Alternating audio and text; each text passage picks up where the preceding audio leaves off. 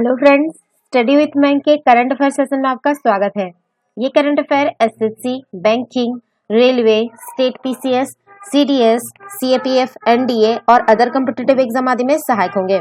आज की डेट है 21 नवंबर 2020। तो चलिए आज का करंट अफेयर शुरू करते हैं। आज का पहला प्रश्न है, भारत के सर्वोच्च न्यायालय ने हाल ही में किस मामले में केंद्र सरकार के लिए संबद्ध राज्य की सहमति को अनिवार्य कर दिया है? ऑप्शन ए जल विवाद, ऑप्शन बी सीबीआई क्षेत्राधिकार, ऑप्शन सी देश की सीमाओं की सुरक्षा, ऑप्शन डी संबद्ध राज्य में खाद्य पदार्थों का भंडारण।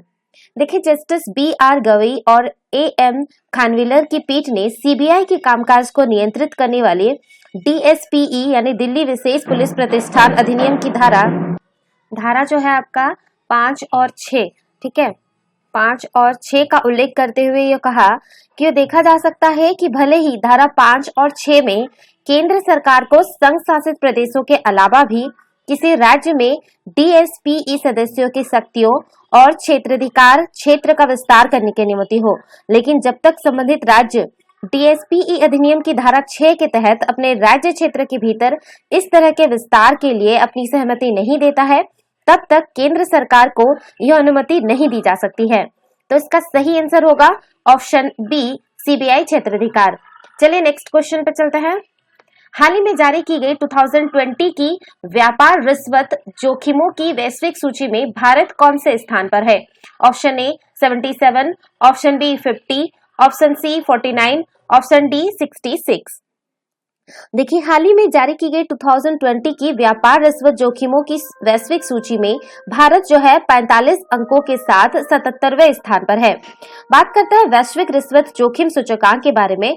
तो वैश्विक रिश्वत जोखिम सूचकांक को रिश्वत रोधी मानक निर्धारण संगठन ट्रैक लिख देते हैं, जो संगठन का नाम है ट्रेस करके द्वारा जारी किया जाता है। इस सूचकांक में जो है आपका 194 देशों समेत प्रदेश, स्वायत्त और अर्ध स्वायत्त क्षेत्रों में व्यापार रिश्वत के जोखिमों को शामिल किया जाता है।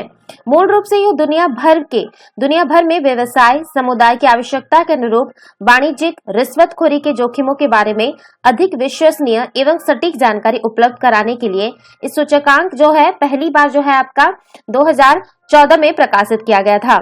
इस सूचकांक के आधार पर देशों को अंक प्रदान किए जाते हैं।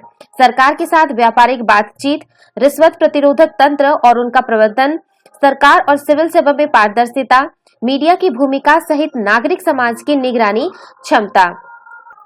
इस सूचकांक को जो है संयुक्त राष्ट्र, विश्व बैंक, गुथेनबर्ग विश्वविद्यालय और विश्व आर्थिक मंच सहित सार्वजनिक हित से जुड़े प्रमुख अंतर्राष्ट्रीय संगठनों से प्राप्त महत्वपूर्ण एवं प्रासंगिक आंकड़ों के आधार पर तैयार किया जाता है।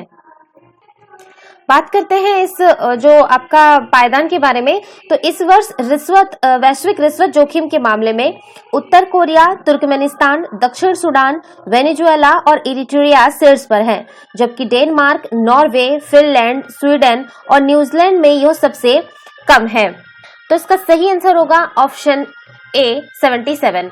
चलिए नेक्स्ट क्वेश्चन पे चलते हैं।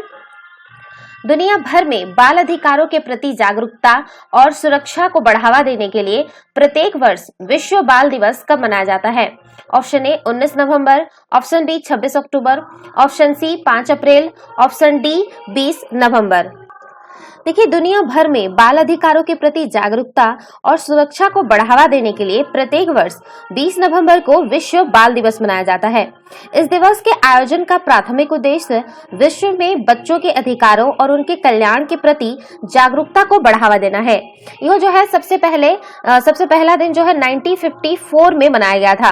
ज्ञात हो कि इसी दिन वर्ष 1959 में बाल अधिकारों की घोषणा को अपनाया गया था।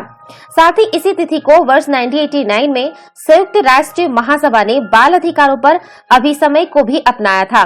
भारत ने वर्ष 1992 में इस अभिसमय पर हस्ताक्षर किए थे और भारत में प्रत्येक वर्ष 14 नवंबर को जो है बाल दिवस मनाया जाता है।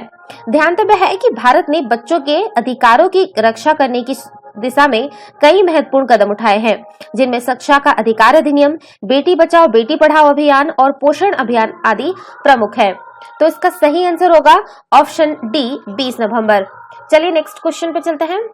हाल ही में जारी विश्व की शीर्ष 500 सबसे शक्तिशाली नॉन डिस्ट्रीब्यूटेड कंप्यूटर प्रणालियों में परम सिद्धि ने कौन सा स्थान हासिल किया है? Option A 63, option B 60, option C 56, option D 59। देखिए जो 16 नवंबर 2020 को जारी विश्व के शीर्ष 500 सबसे शक्तिशाली नॉन डिस्ट्रीब्यूटेड कंप्यूटर प्रणालियों में परम सिद्धि जो है 63वां स्थान हासिल किया है। बात करते हैं परम सिद्धि के बारे में, तो परम सिद्धि उच्च प्रदर्शन वाली आर्टिफिशियल इंटेलिजेंस सुपर कंप्यूटर प्रणाली है, जिसे राष्ट्रीय सुपर कंप्यूटिंग मिशन के तहत सीडेक में स्थापित किया गया है। बात करते हैं सीडेक यानी centre for development of advance computing के बारे में, तो सीडेक सूचना प्रौद्योगिकी, इलेक्ट्रॉनिक्स और अन्य संबंध क्षेत्रों में अनुसंधान एवं विकास को बढ़ावा देने के लिए भारत सरकार के इलेक्ट्रॉनिक्स एवं सूचना प्रौद्योगिकी मंत्रालय के अंतर्गत एक स्वायत्त वैज्ञानिक सोसाइटी है।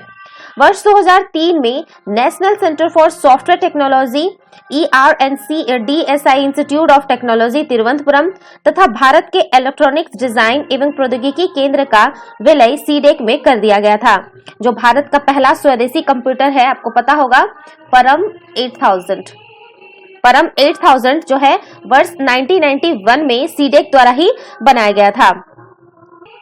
यह सुपर कंप्यूटिंग प्रणाली भारतीय जनता एवं स्टार्टअप विशेष रूप से MSME के लिए वरदान साबित हो रही है। तो इसका सही आंसर होगा ऑप्शन ए 63। चलिए नेक्स्ट क्वेश्चन पे चलते हैं। हाल ही में आयोजित होने वाली एक कार्यक्रम में Vatayan life time achievement award से किसे सम्मानित किया जाएगा? Option A Ramesh Pokhriyal Nishank, option B Arjun Munda, option C Piyush Goyal, option D Gajendra Singh Shekhawat. देखिए जो है हाल ही में एक वर्चुअल माध्यम से आयोजित एक कार्यक्रम में Vatayan life time achievement award से जो है आपका रमेश पोखरियाल जो केंद्रीय शिक्षा मंत्री हैं उन्हें सम्मानित किया जाएगा। यह अंतर्राष्ट्रीय पुरस्कार लंदन के वातायन यूके संगठन द्वारा प्रदान किया जाता है। कवियों, लेखकों एवं कलाकारों को उनके क्षेत्र के लिए किए गए उल्लेखनीय कार्यों के लिए पुरस्कार प्रदान किया जाता है। इससे पहले यह पुरस्कार प्रसून जोशी और जावेद अख्तर को उनके साहित्यिक योगदान के लिए प्रदान किया जा चुका है। इससे पहले रमेश पोखरियाल निशंक को पूर्व प्रधानमंत्री अटल बिहारी वाजपेयी द्वारा साहित्य भारती पुरस्कार तथा पूर्व राष्ट्रपति डॉक्टर APJ अब्दुल कलाम द्वारा साहित्य गौरव सम्मान प्रदान किया गया था। इसके अतिरिक्त रमेश पोखरियाल निशंक को मिले पुरस्कार में गुड गवर्नेंस के लिए दुबई सरकार द्वारा सम्मान, मॉरिशस द्वारा भारतीय मूल के व्यक्ति को उत्कृष्ट उपलब्धि सम्मान और पर्यावरण के क्षेत्र में यूक्रेन द्वारा दिया गया सम्मान तथा नेपाल द्वारा दिया गया हिमल गौरव सम्मान शामिल है। तो इसका सही आंसर होगा ऑप्शन ए रमेश पोखरियाल निशंक। ध्यान रखिएगा, इनको साहित्य के क्षेत्र में ये सम्मान दिया जा रहा है। ठीक है, चलिए नेक्स्ट क्वेश्चन पे चलते हैं। पूर्व प्रधानमंत्री इंदिरा गांधी की जयंती कब मनाई जाती है? ऑप्शन ए 18 नवंबर, ऑप्शन बी 19 नवंबर, ऑप्शन सी 14 नवंबर, ऑप्शन डी 17 नवंबर। देखिए पूर्व प्रधानमंत्री इंदिरा गांधी की जयंती जो है आपका 19 नवंबर 2020 को भी मनाई गई है। तो उनका जो जन्म था 19 नवंबर 1970 को हुआ था। इंदिरा गांधी भारत की पहली महिला प्रधानमंत्री थी और अब पहले 1966 टू 1977 तक और फिर जो आपका है 1980 से 1984 तक दोबारा उन्होंने भारत की प्रधानमंत्री के तौर पर कार्य किया। 31 अक्टूबर 1984 को उनकी हत्या कर दी गई। तब तक वे भारत की प्रधानमंत्री के तौर पर देश की सेवा करती रही। वे एक निडर नेता थी जिन्होंने परिणामों की परवाह किए बिना कई बार ऐसे साहसी फैसले किए जिनका पूरे देश को लाभ मिला। भारत के बैंकों का राष्ट्रीयकरण और पूर्व राजाओं की पेंशन समाप्त करना उनके कुछ ऐसे ही फैसले हैं। तो इसका सही आंसर होगा ऑप्शन बी 19 नवंबर। चलिए नेक्स्ट क्वेश्चन पे चलते हैं। हाल ही में समाचारों में चर्चित लाइसाइट है, क्या है आपको बताना है। ट्रायल स्टेज में कोविड-19 वैक्सीन, ऑप्शन बी नासा के asteroid retired mission, option C France में धर्मनिरपेक्षता, ऑप्शन डी उपयुक्त में से कोई नहीं। देखिए जो आपका है ये जो समाचारों में चर्चित में रहा है लाइसाइट जो है ये फ्रांस में धर्मनिरपेक्षता का एक धर्मनिरपेक्षता का शब्द है। ठीक है, ध्यान रखिएगा। और फ्रांस में जो है भाषाई और धार्मिक अल्पसंख्यक इस तरह की समानता का अधिकार नहीं रखते हैं। सभी के क्षेत्रों में उनके साथ समान व्यवहार किया जाता है। जो फ्रेंच पूरी तरह से मान्यता प्राप्त भाषा है जिसे अनिवार्य रूप से इस्तेमाल किया जाना है। फ्रांस में रहते हुए राज्य द्वारा विभिन्न आबादी पर फ्रांसीसी संस्कृति को बलपूर्वक लागू करने के प्रयास किए गए हैं। फ्रांस में ईसाई धर्म राज्य का धर्म रहा है और लोगों को इसे स्वीकार करना होता है। यह स्पष्ट रूप से धर्मनिरपेक्ष प्रथाओं के खिलाफ है और कई समस्याओं का कारण है। फ्रांस अभी भी अपनी धर्मनिरपेक्ष विशेषताओं की रक्षा के लिए अपने संविधान में नए उपायों को पेश करने के लिए कदम उठा सकता है। इस प्रकार फ्रांस का प्राचीन संविधान इसकी जनसंख्या संरचना में परिवर्तन के लिए जिम्मेदार नहीं था और यह धर्मनिरपेक्ष उपायों को पेश करने में विफल रहा है। लेकिन निकट भविष्य में यह प्रवृत्ति को निश्चित रूप से उलट दिया जाना चाहिए। तो ध्यान रखिएगा, ये जो है फ्रांस में धर्मनिरपेक्षता का शब्द है। ठीक है, धर्मनिरपेक्षता हम लोग के यहाँ धर्मनिरपेक्षता बोला जाता है, फ्रांस में है लाइसेट बोला जाता है धर्मनिरपेक्षता को। तो इसका सही आंसर होगा ऑप्शन सी, फ्रांस में धर्मनिरपेक्षता। चलिए नेक्स्ट क्वेश्चन पर चलते हैं। कभी कभी समाचारों में चर्चित भ्रष्टाचार निवारण अधिनियम 1988 के तहत किसी व्यक्ति को दोषी ठहराए जाने पर चुनाव लड़ने के लिए निहर घोषित करना रहता है। निहरता को समाप्त करने के लिए निम्नलिखित में से कौन सशक्त है?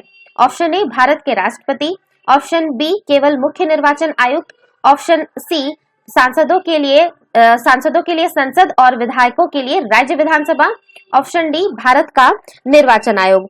देखिए जो है आपका क्या बोलते हैं आपका भ्रष्टाचार निवारण अधिनियम 1988 के तहत जो है किसी व्यक्ति को जो है भारत के निर्वाचन आयोग द्वारा ही निहर ठहराया जा सकता है। आपको बता दें कि भ्रष्टाचार निवारण अधिनियम 1988 भारतीय संसद द्वारा पारित केंद्रीय कानून है जो सरकारी तंत्र एवं सार्वजनिक क्षेत्र के उपक्रमों में भ्रष्टाचार को कम करने के उद्देश्य से बनाया गया है। तो इसका सही आंसर होगा ऑप्शन डी भारत का निर्वाचन आयोग। चलिए नेक्स्ट क्वेश्चन पे चलते हैं। नवनिर्वाचित 17वीं बिहार विधानसभा के प्रोटेम स्पीकर के तौर पर किसने शपथ ली? Option A Jitan Ram Manjhi, option B Harinarayan Singh, option C Praful Kumar Manjhi, option D Musafir Paswan. देखिए बिहार के पूर्व मुख्यमंत्री जीतन राम मांझी ने 19 नवंबर 2020 को नवनिर्वाचित 17वें बिहार विधानसभा के प्रोटेम स्पीकर के तौर पर शपथ ली। बिहार के राज्यपाल फागू चौहान ने उन्हें पटना के राजभवन में इस पद की शपथ दिलाई।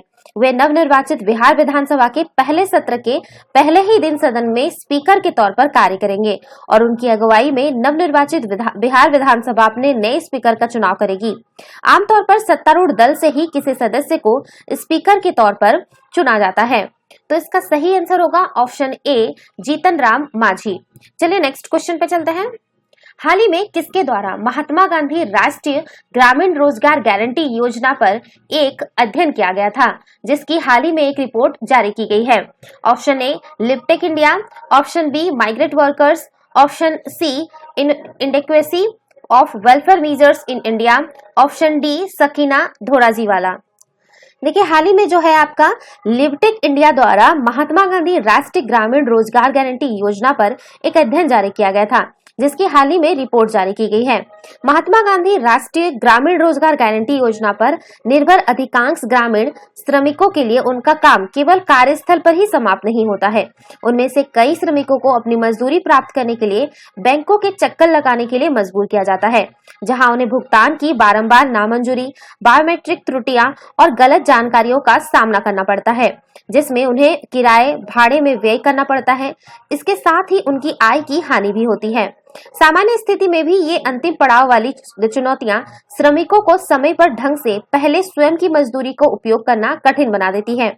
कोविड-19 महामारी के दौरान यह स्थिति और खराब हो गई क्योंकि इस दौरान परिवहन व्यवस्था बाधित होने से बैंकों के चक्कर लगाना कठिन हो गया और एक ग्रामीण बैंक में शारीरिक दूरी बनाए रखने का तो कोई सवाल ही नहीं है। बात करते हैं महात्मा गांधी राष्ट्रीय ग्रामीण गारंटी अधिनियम के बारे में। तो मनरेगा को भारत सरकार द्वारा वर्ष 2005 में एक सामाजिक उपाय के रूप में प्रस्तुत किया गया था, जिसके अंतर्गत काम करने के अधिकार की प्रदान की जाती है। इस सामाजिक उपाय और श्रम कानून का मुख्य सिद्धांत यह है कि स्थानीय सरकार को ग्रामीण भारत में न्यूनतम जो है आपका 100 दिनों का वैतनिक रोजगार प्रदान करना होगा ताकि ग्रामीण श्रमिकों के जीवन स्तर में वृद्धि की जा सके। तो इसका सही आंसर होगा ऑप्शन ए लिपटेक इंडिया। तो ये थे आज के करंट अफेयर। वीडियो पसंद आए तो लाइक, शेयर और कमेंट करना ना भूलें, साथ ही साथ चैनल को सब्सक्राइब करना ना भूलें। Thanks for watching, have a nice day, take care.